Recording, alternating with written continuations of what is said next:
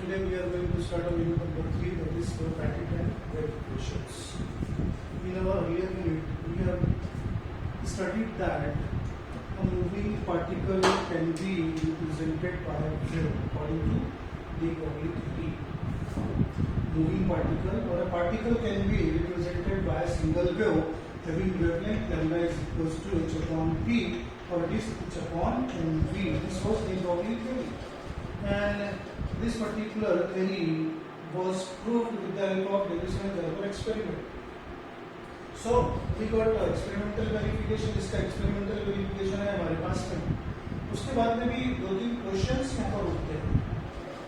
पहला क्वेश्चन ये कि if we are saying that there exists an electron wave like this, then this will be a progressive wave, can be expressed by the equation y is equals to a sine of omega t minus kx. It is a progressive equation where omega is angular velocity, angular frequency, k is the propagation constant. Then question arises, where is the particle? If we consider matter wave to be a wave of this particular kind, then question arises, where is the particle on the wave? Secondly, if we say electron which is a localized particle, it is a particle in reality. If it is localized at a particular position, then where is the wave? Wave कहाँ गई? और कौन सी चीज है जो wave like motion कर रही है? These are the two difficulties suggested by two scientists, Max Born and Schrodinger. दो scientists हैं, Max Born और Schrodinger. इन लोगों ने दो क्वेश्चंस उठाए कि if there exists a matter wave, that is electron is a wave, then it should be represented by a progressive wave of the kind y equal to sine omega t minus kx. Then on this expanding wave front, where is the electron? Particle कहाँ गया? दूसरा question आता है कि ठीक है, अगर हम बोलते हैं कि इलेक्ट्रॉन एक लोकलाइज पार्टिकल एक पॉइंट पर है, तो फिर वेव कहाँ गई? ये दोनों क्वेश्चंस ऐसे हैं जिनके आंसर नहीं दे सकते. And on the basis of this two question it is said or proposed by Schrodinger and Max Born that a single wave cannot represent a particle.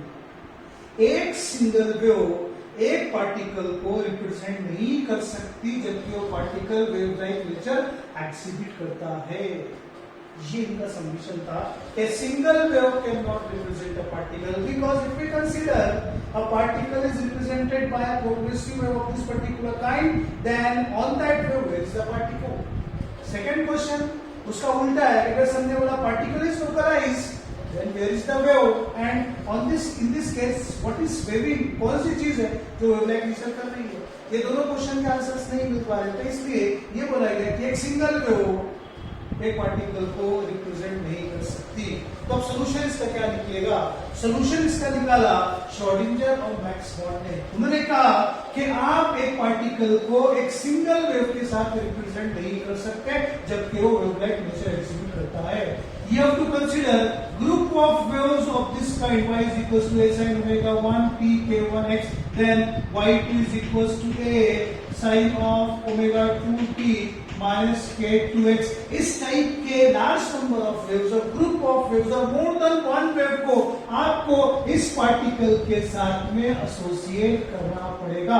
और उन वेव्स के अंदर में आप देख सकते हैं उनका एम्पलीट्यूड सेम है, लेकिन उनका जो फेज है और उनकी जो फ्रीक्वेंसी है उसमें स्लाइटली डिफरेंट है. एट द टाइम जब एक साथ एक से ज्यादा ऐसी वेव्स इस पार्टिकल के ऊपर में आएगी, तो वो पार्टिकल को सुपरपोजिशन करेगी और पार्टिकल का रिजल्टेंट डिस्प्लेसमेंट जो होगा y is equals to y1 plus y2 होगा. And we know that this resultant displacement of the particle is a simple harmonic motion.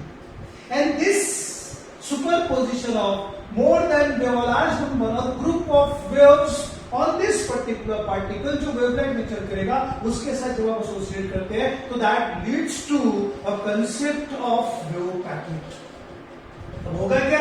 ऐसी बहुत सारी वेव्स आएगी जिनके फ्रीक्वेंसी में और जिनके फेज में स्लाइटली डिफरेंट रहेगा. वो सारी वेव्स जब एक साथ एक पार्टिकल के ऊपर में आएगी, तो हर वेव इस पार्टिकल पे अपना ओरिजिनल डिस्प्लेसमेंट बनाएगी. And according to principle superposition principle rule, the resultant displacement of the particle will be simple harmonic and given by y equal to y1 plus y2। अगर से आप इसको वेव लाइक फॉर्म में देखेंगे तो ये जो वेव्स आएंगी किसी पॉइंट पर कंस्ट्रक्टिव इंटरफेयर करेंगी, किसी पॉइंट पर डिस्ट्रक्टिव इंटरफेयर करेंगी। जहां पे कंस्ट्रक्टिव इंटरफेयर करेगी रिजल्टेंट डिस्प्लेसमेंट पार्टिकल का मैक्सिमम रहेगा, जहां पे डिस्ट्रक्टिव इंटरफेयर करेगी रिजल्टेंट डिस्प्लेसमेंट पार्टिकल का जीरो रहेगा, और जहां ना तो कंस्ट्रक्टिव हो ना डिस्ट्रक्टिव हो तो पार्टिकल मैक्सिमम और जीरो के बीच में रहेगा।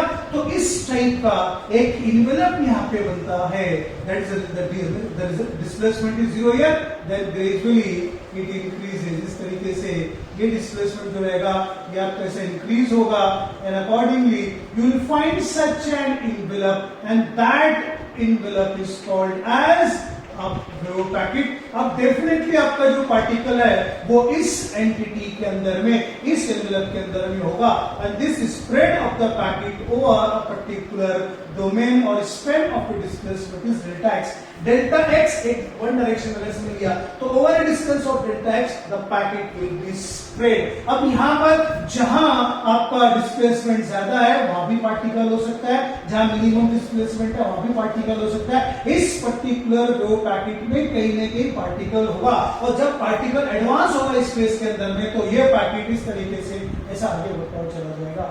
तो at the time we say that a group of waves can be associated with the particle which is exhibiting wave-like nature। अब आप सिंगल वेव रिप्रेजेंट एक पार्टिकल के लिए सिंगल वेव आप नहीं लगाएंगे, आप तो ऐसे ग्रुप ऑफ वेव्स लगाएंगे। जब आप ऐसे ग्रुप ऑफ वेव्स लगाते हैं एक साथ पार्टिकल के साथ में, तो जो रिजल्टेंट डिस्प्लेसमेंट पार्टिकल का रहता है, जो रिजल्टेंट मोशन रहता है वो भी वेव-लाइक मोशन रहता है, और ये ऐसे बहुत सारे वेव्स की सुपरपोजिशन से इस तरीके का एक इन्वेलप डेवलप होता है, और पार्टिकल इस तरीके के इन्वेलप के अंदर में ऐसा ट्रेवल करता है। Such an envelope is called as wave packet. अब इस वेव पैकेट को कॉन्स्टिट्यूट करने वाली ग्रुप ऑफ वेव्स, इस वेव पैकेट को कॉन्स्टिट्यूट करने वाली ग्रुप ऑफ वेव्स हैं। अगर से उन ग्रुप ऑफ वेव्स में से सारी वेव्स का वेलोसिटी जो है, the velocity of all the waves, जितनी भी वेव उस पैकेट को बना रही है उस पैकेट की कॉन्स्टिट्यूएंट सारी वेव्स का वेलोसिटी अगर से सेम है तो फिर जिस रिजल्टेंट वेलोसिटी से पैकेट स्पेस में ट्रेवल करेगा उसे आप कहते हैं फेज वेलोसिटी। तो I am defining here phase velocity, it is represented bye Vp। If the velocities of all constituent waves of a packet are same, then the resultant velocity with which the packet travels is called as phase velocity. It is represented by Vp, and phase velocity Vp equal to omega upon k. So the equation or expression for phase velocity is omega upon k, where omega is the angular frequency and k is propagation constant. We know that omega is equals to 2 pi mu, and we know that k is equals to 2 pi upon lambda. We should remember these two things here. ये बहुत काम आने वाली है। If you substitute over here, you will find p is equals to n lambda form. You will find p is equals to frequency to wavelength, आपको यहाँ पे मिल जाएगा। तो इस फॉर्म में आपको फेज वेलोसिटी का डेफिनेशन याद रखना है। मैं एक बार रिपीट करता हूँ। If the velocities of the constituent waves of a packet are same, then the resultant velocity with which the packet advances in the space is called as phase velocity. Now second term, second definition यहाँ पे जो आती है वो इस तरीके के concept से आती है, और वो डिफिनीशन है आपकी ग्रुप वेलोसिटी की। Second definition is of group velocity. अब ग्रुप वेलोसिटी के लिए क्या कंडीशन है कि उस वेव पैकेट को बनाने वाली जो वेव्स थी वो हर वेव्स का फ्रीक्वेंसी, उनका वेवलेंथ सब डिफरेंट स्लाइड में उसमें चेंज होना चाहिए। तो इसलिए हर वेव की जो वेलोसिटी रहेगी वो अलग अलग रहेगी। इसमें डिफिनीशन में एकदम सिंपल फॉर्म में लिखी हुई है कि वेव पैकेट को बनाने वाली सारी वेव्स की वेलोसिटी अगर डिफरेंट हो तो जिस रिजल्टेंट वेलोसिटी से वेव पैकेट स्पेस में मूव करेगा उसे आप कहते हैं group velocity. It is represented by Vg, and group velocity is equals to d omega upon dk। Why? d omega upon differential of omega and differential upon k. ये इनके omega और k के change होने से ही हर constituent wave की जो velocity देगी वो डिफरेंट रहेगी and therefore resultant velocity of the packet will B vg d omega upon dk. Got the point? Now we'll try to find the relationship between group velocity and phase velocity. एक regular exam में पूछा जाने वाला question है कि wave packet जो है उसके लिए फेज वेलोसिटी का डिफिनेशन लिखो, उसके लिए ग्रुप वेलोसिटी का डिफिनेशन लिखो और उन दोनों के बीच का रिलेशनशिप फाइंड आउट करो. तो we are going to find relationship between group velocity and phase velocity. तो हम यहाँ पे निकालने वाले हैं रिलेशन बिटवीन, मैं यहाँ पे शॉर्टकट में लिखूंगा relation between Vp and Vg, that is phase velocity and group velocity. We know by the definition of phase velocity, Vp equal to omega upon k. Therefore, omega is equals to k into Vp, equation number 1. Now, differentiating this equation, differentiating 1 with respect to k, I will find d omega upon dk, which is nothing but the definition of group velocity. Vg will be equal to, अब यहाँ पे कैसा है ये ddk of k into vp. यहाँ पे आप लगाएंगे टू फंक्शन, तो आप लिखेंगे what you will write first function as it is dvp upon dk आपको मिला, plus second function as it is ddk of k.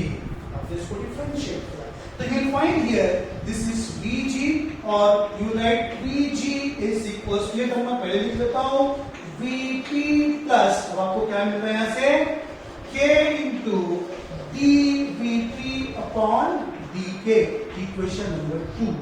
ये आपको मिला equation number 2. Now we know that, be careful here, we know that k is equals to 2 pi upon lambda. Therefore, dk is equals to minus 2 pi upon lambda square into d lambda. You getting this? इसको differentiate करेंगे, इसको with respect to cross multiply करकर dk मुझे क्या मिला, dk मिला 2 pi upon lambda square into d lambda. So this is equation number A, this is equation number B. Therefore मुझे क्या वर्कआउट करना है, इक्वेशन नंबर 2 पे देखो k upon dk मुझे वर्कआउट करना है, मुझे क्या मिलेगा, therefore k divided by dk is equals to, it is 2 pi upon lambda divided by 2 pi upon lambda square into d lambda. ये मुझे यहाँ पे मिल रहा है, तो यहाँ से मुझे 2 pi upon lambda, 2 pi upon lambda ऐसे कैंसिल हो गया. You are getting this?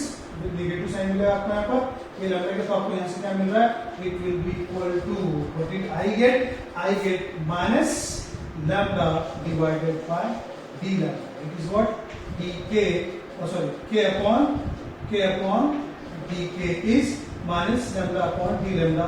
Equation number, let me write 3. Now look at your equation number 2. Vg equal to Vp plus k upon dq का वैल्यू कितना है, minus lambda upon D lambda. Therefore, by equation number 2, what did we get? We get Vg is equals to Vp minus lambda. आपको मिला यहाँ पर, ये lambda में लिख दिया, Vp minus lambda. यहाँ क्या मिल रहा है आपको, dVp upon d lambda. This is the resultant expression or resultant relation between group velocity and phase velocity of a wave packet. Vg is equals to Vp minus lambda del dVp upon d lambda. This is the relation which we obtain. You should remember this relation. What the point? You should remember this relation. Now, from this equation, it is clear that Vg का जो value है वो Vp से कम है. Therefore, we says group velocity is less than phase velocity. This is one case. Now, एक और यहाँ पर इसका छोटा सा एप्लीकेशन लेने वाले हैं, एक छोटा सा एप्लीकेशन लेने वाले हैं, ध्यान से सुनिए. अगर हम कंसीडर करें नॉन डिस्पर्सिव मीडियम, हम क्या कंसीडर कर रहे हैं, नॉन डिस्पर्सिव मीडियम, मतलब ऐसा मीडियम जहां से लाइट जब पास हो तो कांस्टेंट स्पीड से पास हो जाती है. For non-dispersive medium, यहाँ पर dVp divided by d lambda equal to 0, मतलब वेवलेंथ का कोई वेरिएशन नहीं होगा तो वेलोसिटी में कोई वेरिएशन नहीं होगा. जब ऐसा होगा dVp upon d lambda equal to 0, then by this particular equation we says group velocity is approximately equal to phase velocity. याद रखना है, for non-dispersive medium group velocity of wave packet is approximately equal to its phase velocity, whereas for dispersive medium the group velocity is less than phase velocity. So this is how single wave cannot represent a particle. What is the concept of a wave packet? What is the definitions of group velocity and phase velocity, and how one can find relation between group velocity and phase velocity. This is my first video of unit number 3. Thank you. You have to watch the video and write all these steps very properly.